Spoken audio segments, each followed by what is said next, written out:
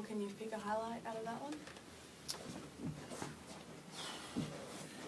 We won. It was a really good performance by the team. There was a patch there in the second half where we clocked off a little bit and invited them back, and that's when they got their try. But all in all, it was some good performances. For you, is the 6 more impressive than the 64? Oh, actually, no, I wasn't real happy with the 6, to be honest. But yeah, look, that really happy with how we played tonight. Obviously, when you get a scoreline like that, you don't see that coming. You know, most games are pretty tough. They've had a pretty tough couple of weeks as a club, and obviously really disrupted with personnel and team changes and stuff. So, you know, it was always going to be a tough night for them, given that. But what pleased me most was we had no control over that, for what was happening in their team, and I thought we went about our work pretty well, apart from a little patch there in the second half where we just sort of mucked around down our end a little bit too much, and consequently they got a try. But all in all, really happy with the performance. Because out of that, you're saying you clocked off, but then there must have been a mental switch or something because you came back on and were ruthless to the end. We didn't really clock off. We were still in the game, and we were defending well and playing well, but we just got a little bit loose there, and particularly after points, we didn't twice. We didn't get to our kicks after that. So that's something we need to make sure that we get into our game. Good teams don't do that. You're in the top 4 at least for now. Do you feel like you are hitting top gear at the right part of the season? I think we're improving each week, which is what we want to be doing. So that's probably the main thing for us. I think there's still parts of our game that can be better, but the main thing is that week-to-week improvement. The boys are working hard, and it's good. Matt, it was a record scoreline, but was it a unique experience to play in a game like that where the points seem to come so easily? Yeah, well, they don't happen too often. I think the competition these days it's a lot tighter. It's certainly nice to be on the good side of that scoreline, but look, it was a game that it could have gone either way. I think it was a tough one for us to prepare for mentally, given what they've been going through. So it was really good to see that we. I thought the start of the game for us was where we won it with our completions, and that's probably where we've been struggling with the last couple of weeks. Did they seem dispirited to you? Oh, look, no, they're still a good side, and they were trying hard the whole night. When we gave them a bit of ball in the second half, they're a very good attacking side, and they managed to put some points on us. But I thought it was the way we played more than anything. We were completing all our sets at the start of the game in particular, and we spoke about that being important tonight. Were you impressed with young Tamalolo tonight? Yeah, look, he's been impressive the last couple of weeks.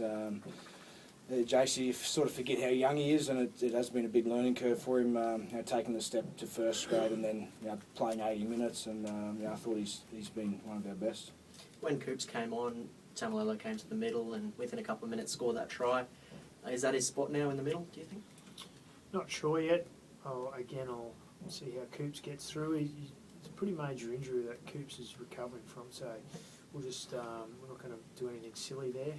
So just see how he pulls up. We've got a long turnaround leading into Penrith, so we'll see what happens.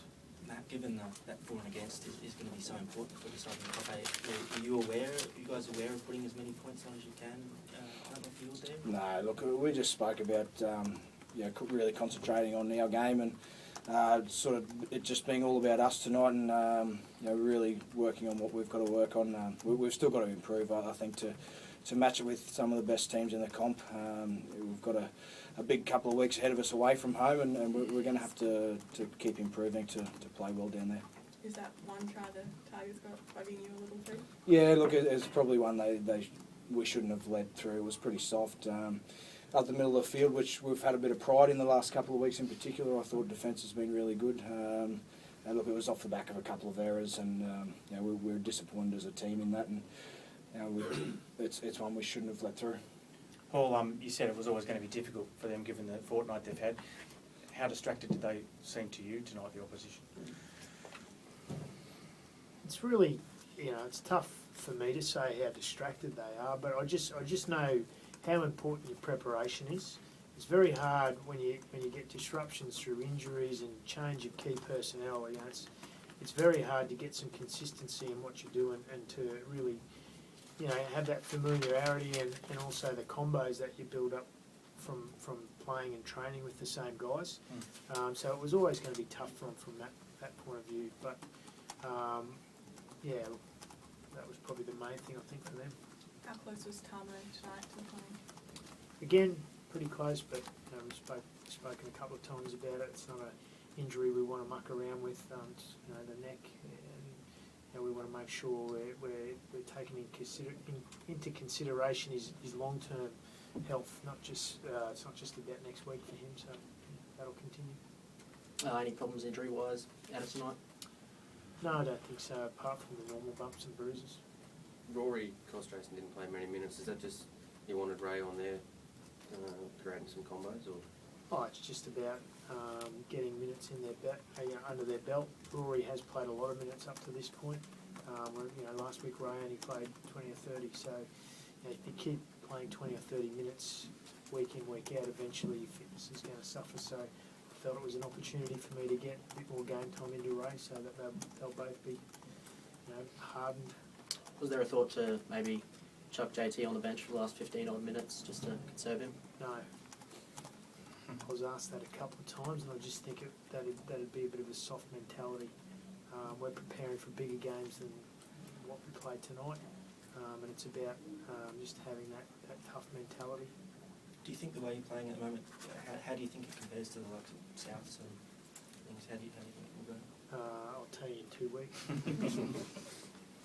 Okay. Thank you.